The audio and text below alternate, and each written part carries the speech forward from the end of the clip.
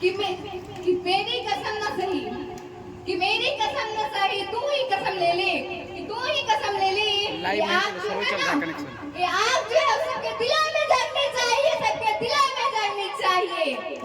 और जो इतिहास को छुपाया गया, और जो इतिहास को छुपाया गया, जब तक मैं जिंदा हूँ, मैं जहाँ जहाँ मत में जाऊंगी, बार बार इतिहास को दोहराऊंगी, बार बार इतिहास को दोहराऊंगी। तो आज फिर से मैं उस इतिहास को दोहराऊंगी, फिर से मैं उसी हिसाब को दोहराऊंगी। सवाल मेरे हैं, सवाल मेरे हैं, पर जवाब किससे मांगू? सवाल मेरे हैं, पर जवाब किससे मांगू? बड़े डर लगते हैं साहब इस सवाल से, इस समाज से, कि बड़े डर लगते हैं साहब इस समाज से अपने सवालों का जवाब पाने में। डर लगता है इस बात से, कि डर लगता है इस बात से जो समाज हमारे इतिहास तक कुछ पा डाला, कि जो हमारे इतिहास तक कुछ पा डाला, वो क्या हमसे कभी सच बोल पाएगा? क्या वो भी कभी हमसे सच बोल पाएगा? डर तो लगेगा। और सवाल तो मेरे हैं साहब, जवाब तो पूछना भी मेरा काम है। सवाल मेरे हैं, पर जवाब किससे मांगू? सवाल मेरे हैं, पर जवाब किससे मांगू? हम ना ऐसे समाज में जीते हैं, हम ना ऐसे समाज में जीते हैं जहाँ पत्थर की मूर्त को तो लग जाते हैं 56 भोग, जहाँ पत्थर की मूर्त को तो लग जाते हैं 56 भोग, लेकिन भूखे नंगे तड़पते सो जाते हैं लोग। तो सवाल किससे करूं मैं? सवाल किससे करूं मैं? आज जहाँ पे नारियां है, खास कर उनके बारे में बात करूंगी, क्योंकि हमारे भारतवर्ष की नारियां इतनी महान है, इतनी महान कार्य करती हैं कि हमें उसमें शर्म भी आती है। कभी हमें सोचने में मजबूर होती हूँ मैं कि आखिर ऐसा क्यों हमारे भारतवर्ष की नारियां हैं, आखिर ऐसा क्यों हमारे भारतवर्ष की नारियां हैं? सवाल भी मेरा है, फिर जवाब मैं किससे मांगू? 56 भोग की बात कर रही थी मैं। आज मंदिर में 56 भोग लगा देती हैं नारियां, आज मंदिर में 56 भोग लगा देती हैं नारियां, पर अगर वही रोड पे कोई सोया हो उसे खिला नहीं सकती, पर अगर रोड पे कोई सोया हो उसे कपड़े दान नहीं दे सकती, और मंदिर में जाकर दान देती है, तो शर्म तो आएगा ही ना। पर सवाल मेरी है, तो जवाब किससे मांगू? बच्चे होते ही भेज देती है मंदिर सुबह सुबह, बच्चे होते ही भेज देती है मंदिर सुबह सुबह, ज्ञान और विद्या के लिए, ज्ञान और विद्या के लिए। पर कैसे मैं समझाऊं इस समाज को, कैसे मैं समझाऊं इस समाज को कि ज्ञान और विद्या मंदिर जाने से नहीं, विद्यालय जाने से मिलती है, विद्यालय जाने से मिलती है। पर सवाल मेरे हैं, जवाब किससे मांगू? कहती हैं हमारे भारतवर्ष की नारियां, कहती हैं हमारे भारतवर्ष की नारियां कि ये जो ज्ञान की बातें होती है हमारी उस्मा ने दी, तो कभी गोदी हमारी उस्मा ने दी। अरे साहब कैसे बताऊं मैं इस समाज को, अरे साहब कैसे मैं बताऊं इस समाज को कि जो ज्ञान की बातें करती हैं, जो विद्या की बातें करती है ना, नारियों को भी एक नारी ने ही दिया था, और नारियों को भी एक नारी ने दिया था। तो उस नारी को आज हम जानते हैं नहीं? अरे वो तब कहानी बन गई ना। अरे जिसने ज्ञान दिया, जिसने विद्या दिया लड़कियों को, जिसने अछूतों को, अरे जिसे तो घर से बाहर नहीं निकाल दिया, आज नारियां यहाँ बैठी हैं।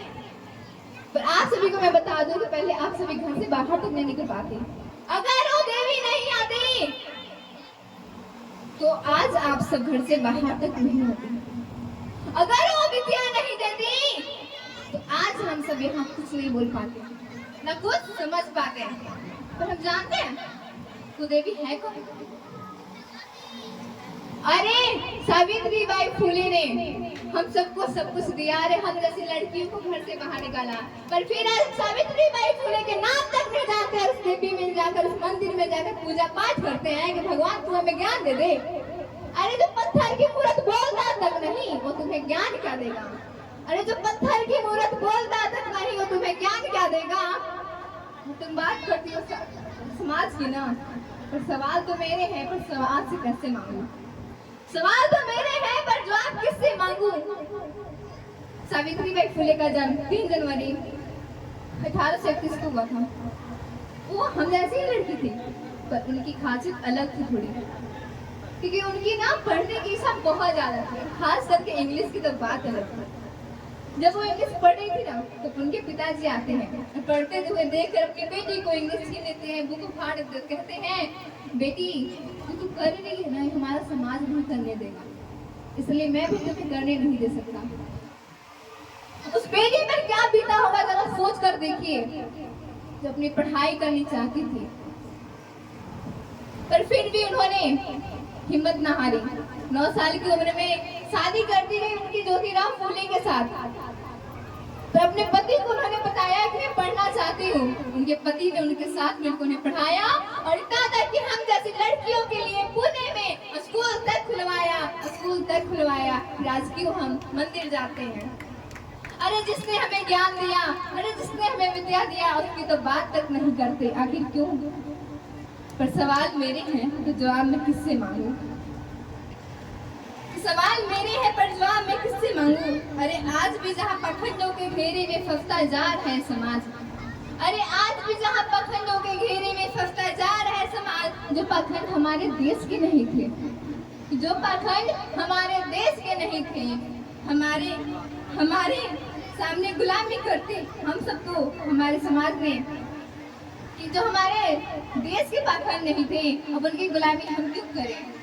ये मत सोचना, अरे ये मत सोचना कि गुलामी करना हमारे फितरत में होगी, क्योंकि हमारे पूर्वजों ने गुलामी की थी, क्योंकि हमारे पूर्वजों ने गुलामी की थी। गुलामी करना ना हमारी फितरत में थी, न है न रहेगी। आज से फिर से कहती हूँ नारियों से, बार-बार नारियों से इसलिए कहती हूँ कि मंदिर में जाना सबसे ज्यादा अब अपनी बेटों को मंदिर में भेजने का कार्य हमारे भारतवर्ष की नारियां करती है। तो सवाल भी मेरा नारियों से है, क्यों हम पाखंडों के घेरे में फंस रहे हैं।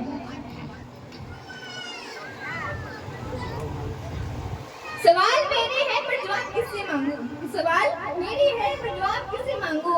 जो हमारे ज्ञान की देवी उससे मूर्त बना दिया, जो हमें ज्ञान की देवी उससे मूर्त बना दिया, और जिसने असली दिखाया दुनिया को, जिसने समाज को आगे बढ़ाया, उसे तो कहानी बना दिया।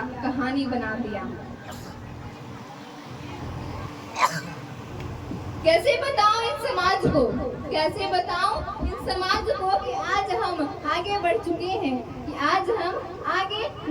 हैं, अरे हमें तो अछूत कहा गया, हमें तो नीचा कहा गया, अरे हमें तो अछूत कहा गया, नीचा कहा गया। तो हमारे ज्योतिराव फूले ने हम सबको पूरा आसमान तक पहुंचाने का कार्य किया। फिर क्यों आज हम उसी पाखंडों के घेरे में फंस रहे हैं। सवाल तो मेरा है पर जवाब किससे मांगू। ज्योतिराव फूले सावित्री बाई के पति थे, जिन्होंने सावित्री बाई को आगे बढ़ाया। साथ ही साथ पाखंड जो ब्राह्मण थे, वो अछूतों को थोड़ी इज्जत मान सम्मान तक कह देते थे। उनको जब अगर अछूतों की परछाई पड़ जाती थी ना, उन पाखंडों पे, कहते थे तुम हमसे दूर रहो, तुम अछूत हो। अरे क्या भरा बुला कहा उस पाखंडों ने, आज भी हम उस पाखंडों की गुलामी आखिर क्यों कर रहे हैं। सवाल तो मेरा है पर जवाब किससे मांगू। अरे जिसने लिख दिया संविधान को, और हम सबको अपना हक तक दिलाया, हम सबको अपना हक तक दिलाया, फिर आज उस कहानियां में क्यों, जिसने इतिहास तक को बदल डाला, वो आज कहानियां में क्यों।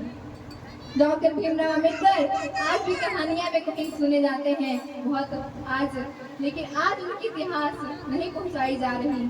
आज फिर से डॉक्टर भीमराव अम्बेडकर को मैं दोहराऊंगी कि आखिर क्यों समाज कर रहा है तू ऐसा, जिसने तुम्हें आसमान तक पहुंचाया, उसे कहानियां में आखिर क्यों रख रहे हो। अरे बोलने दीजिए ना भाई। सवाल तो मेरे हैं पर जवाब किससे मांगू। सवाल तो मेरे हैं पर जवाब किससे मांगू।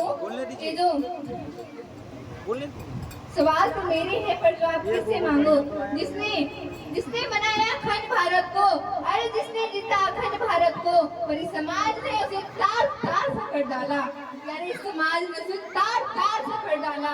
अब बताओ साहब, कहाँ गया वो अखंड भारत जिसे सम्राट अशोक ने बनाया था? कहाँ गया वो अखंड भारत जिसे सम्राट अशोक ने बनाया था? सवाल तो मेरा है, पर जवाब मैं किससे मांगू? इस समाज ने ही हमारे अखंड भारत को अलग अलग किया है, और मैं इस बात के लिए कहूंगी हमेशा समाज को। पर सवाल फिर भी मेरे हैं कि जवाब किससे मांगू? इस समाज से मांगने की हिम्मत नहीं होती, इस समाज से मांगने की हिम्मत नहीं होती साहब। बहुत डर लगता है इस समाज से बातें करने में, ये समाज से बातें करने में बड़े डर लगते हैं साहब, क्योंकि हमारे ना एक छोटे से जिले को चलाने के लिए कलेक्टर की जरूरत पड़ती है। एक छोटे से जिले को चलाने के लिए कलेक्टर की जरूरत पड़ती है, पर पूरे भारतवर्ष को या फिर किसी राज्य को चलाने के लिए एक अनपढ़ नेता की जरूरत पड़ती है। आखिर क्यों? सवाल मेरा है कि जवाब किससे मांगू? अरे वही नेता जो अनपढ़ है, अरे वही नेता जो अनपढ़ है, वो मंदिर ही बनाएंगे, विद्यालय नहीं। वो मंदिर ही बनाएंगे, विद्यालय नहीं, क्योंकि अगर वो विद्यालय बनाएंगे ना, जब वे विद्यालय बना दिए ना, तो हर एक बच्चा उनसे सवाल करेगा, कि हर एक बच्चा उनसे सवाल करेगा। इस डर से वो कभी स्कूल नहीं बनाएंगे। इस समाज को बताना अब हमें है, और पूरे इतिहास को फिर से पूरे भारतवर्ष के कोने कोने तक पहुंचाना मेरा कर्तव्य है। और जब तक मैं जिंदा हूँ, तब तक मैं सभी से कहती हूँ कि जब तक मैं किसी स्टेज पर जाऊंगी, मैं छोटे छोटे प्रोग्राम से ही सही, लेकिन सब तक पूरे भारतवर्ष के कोने कोने के साथ साथ पूरे विश्व तक इस भारतवर्ष के इतिहास को फिर से दोहराने का कार्य करूंगी। पर सवाल फिर भी मेरा रहेगा इस समाज से, आखिर क्यों?